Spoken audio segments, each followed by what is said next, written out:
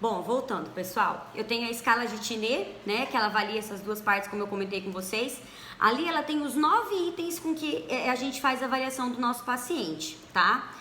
Outra escala também que a gente utiliza muito é a escala de Berg, que aí ela avalia 14 itens, a parte de equilíbrio estático e dinâmico, girar, transferir. Eu tenho uma escala, eu tenho uma pontuação com 5 alternativas, tá? Eu tenho lá para vocês no slide 19 também um pouquinho como que ela é feita, né? Para o Ministério da Saúde tem outra possibilidade de avaliar também essa parte de equilíbrio estático, que é o teste de Tandem Stance, que é aquele que, né, eu quantifico ali o tempo com que o meu paciente fica parado na posição ortostática, os pés têm que estar alinhados. Lá no slide 20 eu mostrei para vocês, vocês estão vendo aí qual que é a postura que o paciente deve adequar, né? Sendo que à medida que o calcanhar toca essas extremidades, então quanto tempo ele consegue fazer isso? Se o paciente fizer menos que 10 segundos, ele tem uma alta probabilidade de queda. Para avaliar a mobilidade, qual a ferramenta que eu avalio, tá?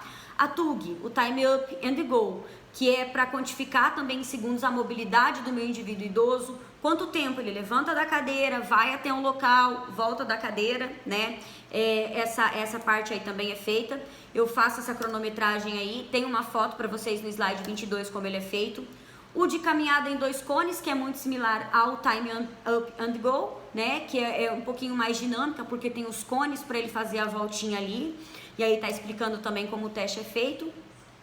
Avaliação de força muscular, né, que é o teste de sentar e de levantar da cadeira, que eu avalio força muscular de membros inferiores, né, os braços vai estar apoiados junto ao tórax, quantas repetições ele consegue fazer em 30 segundos, né, eu também, é um teste bem usado.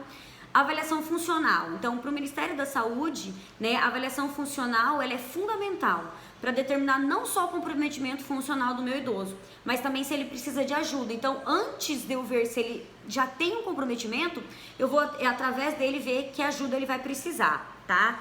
É uma tentativa, pode ser compreendida como uma tentativa sistematizada, de uma maneira objetiva, os níveis que a minha pessoa vai estar de funcionalidade.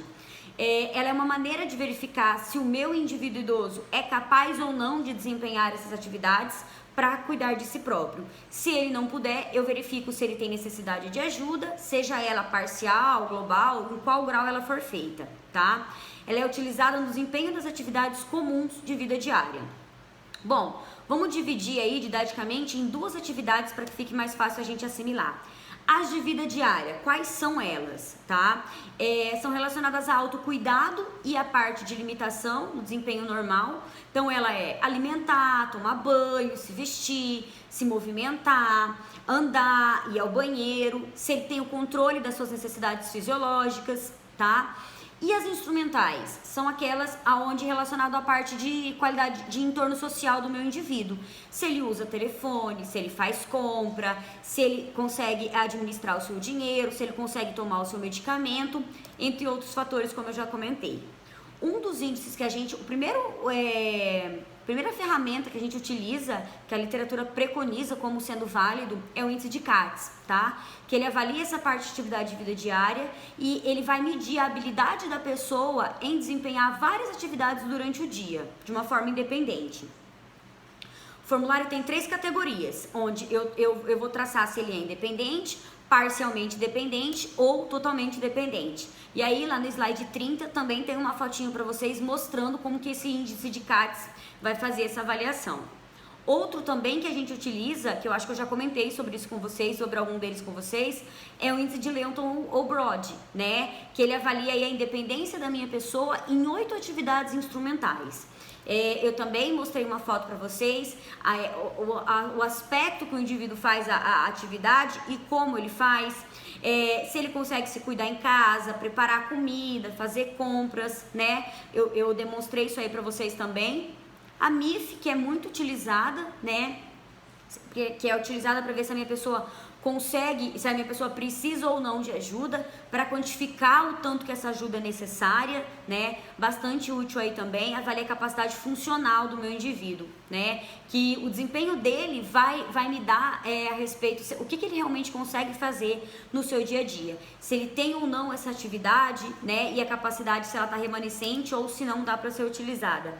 Deixei também para vocês aí no slide 34 como que é a MIF, né? Como que ela é feita. Eu tenho o MEM, que é o mini exame de estado mental. Alguma nomenclatura vai falar sobre o mini mental também, tá? Desenvolvido para quê? Para prática clínica e examinar a orientação do meu idoso quanto ao tempo, quanto ao espaço, se ele tem memória de curto prazo, se ele consegue realizar cálculo, se ele tem coordenação de movimento, habilidade de linguagem, de um modo geral. Pode ser utilizado também para rastrear essa perda cognitiva, para ver se meu indivíduo idoso está tendo ou não, ou está tendo uma probabilidade maior ou não de ter. Alguns autores, né, vai ter essa possibilidade de combinar esse MEM com o questionário de Pfeffer, né, que também é muito utilizado para ver o declínio cognitivo. Deixei aí para vocês também no slide 36 uma fotinho para vocês verem, né, como que ele acontece, tá? O índice de Pfeffer, né, ele é Pfeffer, na verdade. Itens avaliados, ele é usado para quê? Para avaliar a capacidade do meu indivíduo nas suas AIVDs relacionadas à parte social, né? Função cognitiva, se ele faz compra, se ele presta atenção em programa de rádio e de televisão, e quanto maior a pontuação, mais independência e autonomia meu indivíduo vai ter. Também tem uma fotinho para vocês aí do que ele avalia, tá? Para ficar um pouco mais claro, conceito de desempenho e capacidade, eu vou dar um exemplo para vocês. Quando o idoso mora em uma casa que tem escada e ele não utiliza porque a família tem medo que ele caia, ele não apresenta o desempenho da função, né? Porque a família não deixa, mas ele possui a capacidade de fazer. Então a gente vai tomar também algumas medidas para, né, dar muito mais ferramenta para o meu indivíduo idoso. Bom, vamos falar um pouquinho sobre as condutas. O que a gente pode trabalhar com esses indivíduos, tá? Aqui o atendimento no que concerne a nossa área dentro da atenção primária pode ser dividido em 4 eixos: o ambulatorial individual, a atividade física específica para idosos, as educativas e saúde e as integrativas junto à comunidade. Cada um vai trabalhar uma parte. A de atendimento ambulatorial individual. Quando eu vejo que o meu indivíduo tem a necessidade desse atendimento aí mais específico, eu faço consultas periódicas, né, avaliando, vendo como que está essa reabilitação funcional dele. De uma forma geral, eu percebo as motivações para esse tipo de atendimento, se tem sequelas, se tem distúrbios vasculares cerebrais, se ele tem disfunções articulares degenerativas, se ele tem sequelas de fraturas. Quando eu vejo isso, aí se eu identifico essas situações, eu vou lá e dou a ferramenta para o meu indivíduo, tá? As condutas mais utilizadas, parte de cinesioterapia, alongamentos, fortalecimentos, orientação para planos de tratamento aí de um modo geral. Atividade física específica para idosos, né?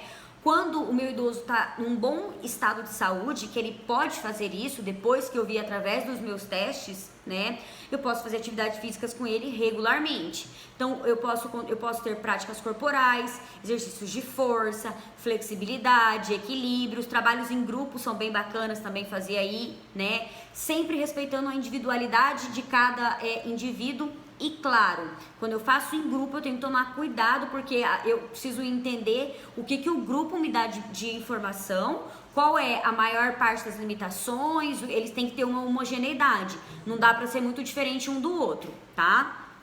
Outro ponto importante, né, é ver se por exemplo, se eles têm práticas corporais, que a gente também pode aplicar, né, de uma forma coletiva aí para socializar. A medicina tradicional chinesa dá bastante ferramenta para isso, tá?